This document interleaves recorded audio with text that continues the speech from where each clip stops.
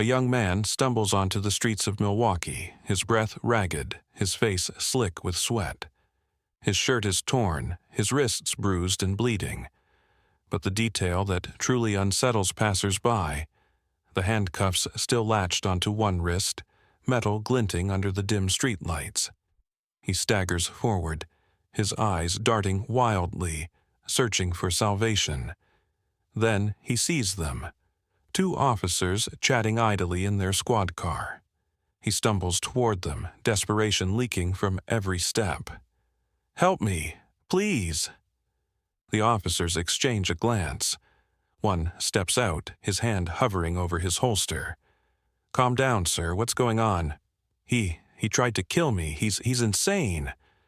The young man pants, gripping the doorframe of the car like a lifeline. "You have to come. Now, before he does it again." The officer narrows his eyes. "Who?" "Dahmer, Jeffrey Dahmer." The name means nothing to them yet, just another call in a city that never sleeps. But the fear in the young man's voice, the way he keeps glancing over his shoulder, shakes them enough to follow. They step inside apartment 213. A stench, thick, putrid, and unnatural, clings to the air like death itself. The officers exchange uneasy looks. One steps forward. "Mr. Dahmer?" Jeffrey Dahmer stands in the center of the small apartment, his posture stiff, his expression blank. His glasses catch the light, obscuring his eyes. "Everything okay, sir?" the officer asks. "Yeah, just a misunderstanding," Dahmer says, his voice eerily calm. "I was going to take the cuffs off." The officers exchange glances. One notices a drawer slightly ajar. Inside, a stack of Polaroids. The officer reaches for one, pulling it out. The moment his eyes register what he's seeing, his stomach churns. A human body, dismembered. Not just cut apart, posed. Limbs arranged with precision. The second officer snatches another photo. More bodies, more pieces, and then they see the fridge. "Cuff him!" one officer barks, his voice tight. "Wait!" The first officer yanks Dahmer's arms behind his back, securing the cuffs. The calmness on his face flickers, replaced by something raw. Caught. The second officer moves toward the fridge, a terrible feeling settling in his gut. He grips the handle, hesitates, then pulls it open. Inside, a human head. Eyes lifeless, skin stretched tight over bone. Below it, another wrapped in plastic. Flesh, pieces. The officer staggers back, bile rising in his throat. His partner's voice trembles. Jesus Christ. Jeffrey Dahmer watches them. He doesn't resist. He doesn't fight. He only tilts his head and mutters, "I should have never let him leave." The young man, the one who escaped, his chest heaves as he watches the man who almost killed him get taken away. But he knows the truth. He wasn't the first. He might not have even been the last. The world is about to learn the name Jeffrey Dahmer, and the horrors buried beneath his quiet existence. A frantic young man bursts into the streets of Milwaukee, handcuffs still attached to his wrist, terror in his eyes. He flags down police officers, breathless, urging them to follow him back to the apartment. Inside, they find something unimaginable. Polaroid pictures of dismembered bodies, skulls, and a horrific scene that would soon shock the world.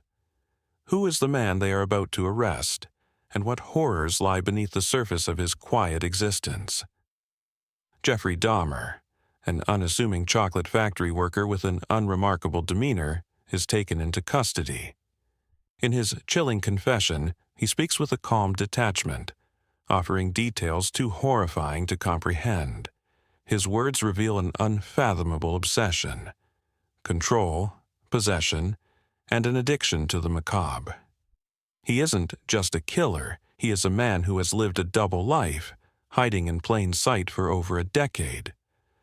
Dahmer's childhood appears ordinary, but subtle warning signs emerge. His fascination with dead animals, his isolation, his growing detachment from reality.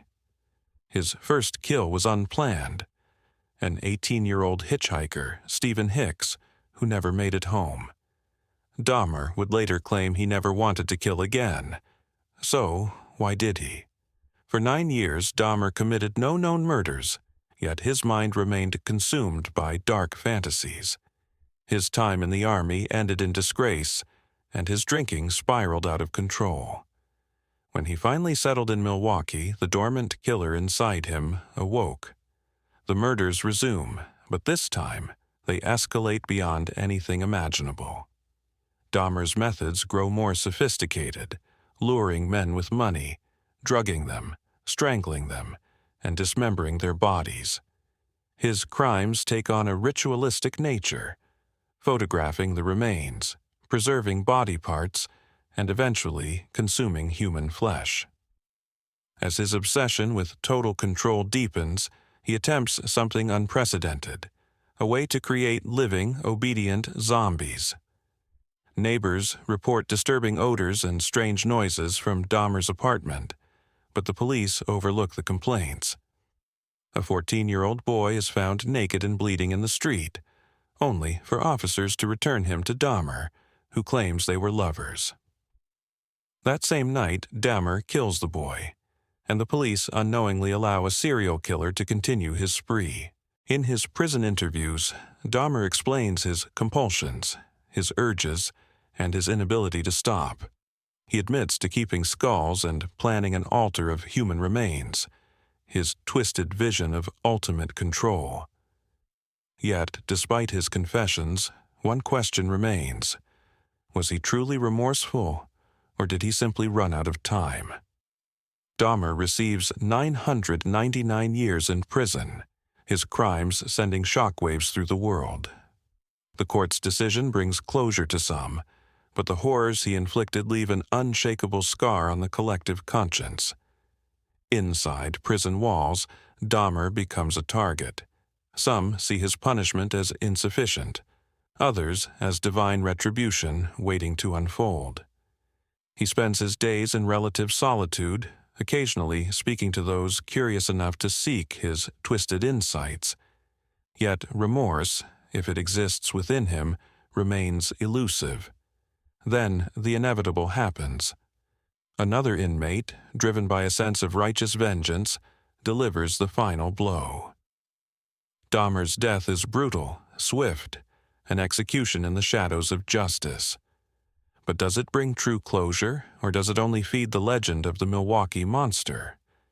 Even after his death, Dahmer's legacy remains, a reminder of the darkness that can hide behind the most ordinary faces. His crimes continue to haunt society, a case study in evil, obsession, and the failure of institutions meant to protect the innocent.